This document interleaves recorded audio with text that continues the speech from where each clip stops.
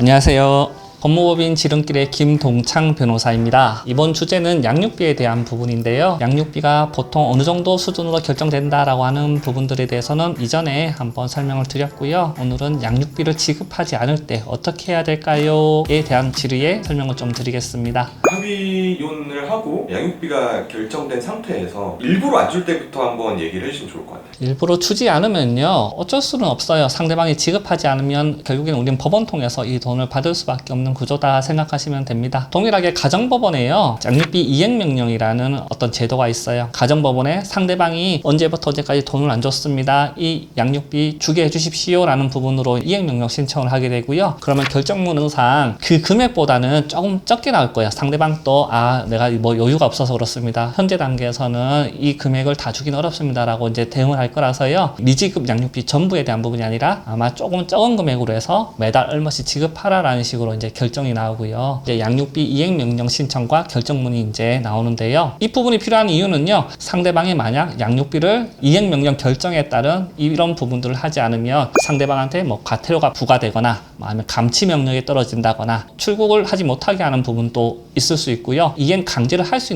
있도록 하는 어떤 제도가 하나 있습니다. 그리고 두 번째는요, 양육비 이행 관리원이라는 부분인데요. 보통 가정법원 안에 있어요. 이 양육비를 지급받지 못한다라고 하면요, 이제 양육비 이행 관리원을 통해서요, 상담도 가능하고요. 진행에 대한 부분, 이런 전반적인 부분들에 대해서 무료로 가정법원에서 내부 안에서 있는 제도니까요. 이런 부분들 좀 활용하실 수도 있을 것 같고요. 양육비 이행 관리원 홈페이지에 대한 부분은요, 별도 하단에 올려놓으실 테니까요, 참고 부탁드리겠습니다. 정말로 상황이 안 돼서 양육비를 못 보내주는 상황도 있을 텐데 그 부분에 대해서도 똑같이 이 방법을 사용해야 되는 건지. 상대방이 돈을 못 번다 하더라도 최하한도의 어떤 금액은 이제 설정되어요. 결국 상대방이 아이를 키울 때 최소한도의 어떤 양육비에 대한 부분은 필요하기 때문에요. 상대방이 돈이 없다거나 아니면 상대방이 어떠한 목적으로 돈을 못 준다 한다 하더라도 이런 부분들은 의무적으로 좀 주셔야 된다라고 생각이 듭니다. 근데 결론적으로 상대방이 뭐 돈이 없거나 상대방이 뭐 돈을 줄 수 없는 건강상 어려움이 있거나 하면요, 어쩔 수는 없는 부분이기는 해요. 그런 부분들이 아니라고 하면 결국에는 강제적인 어떤 이행을 할 수밖에 없는 구조예요. 결국 강제 집행에 대한 부분으로 갈 수밖에 없습니다. 이행명령에 대한 결정문도 있고요. 양육비에 대한 부분도 다 결정이 난 부분이 있어서요, 이것을 어떤 집행 권한으로 삼아서 강제 집행을 할 수밖에 없는 구조가 생겨요. 아니면 보통은 상대방이 만약 회사에 다니고 있다고 하면요, 회사에 직접적으로 그 금액을 월급이 있으면 그 월급 중에 양육비에 대한 부분을 달라라고 하는 신청 사항도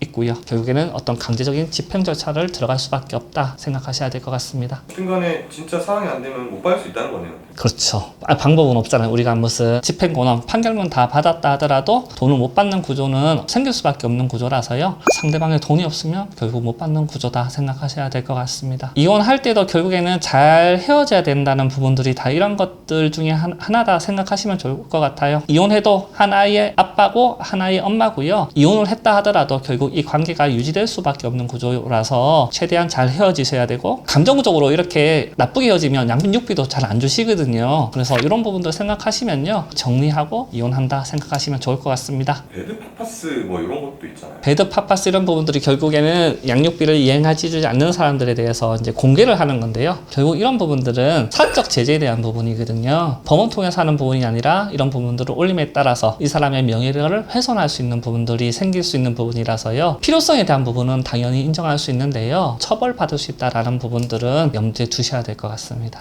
오히려 올린 쪽에서 양육비를 지급하지 않았다라고 하면 나와 상대방과 우리 자녀에 대한 어떤 관계고요. 이런 부분들을 어떤 이슈화해서 공개된 자리에서 말하는 부분들은 양육비를 지급하지 않는 사람의 명예를 훼손할 수 있는 부분도 생길 수 있어서요. 그러니까 아기로 안 줄 수도 있지만 정말 상황이 안 돼서 못 줄 수도 있는 부분들이라서요, 어떤 형사처벌적인 부분으로 갈 수도 있다라는 부분도 염두에 두셔야 됩니다.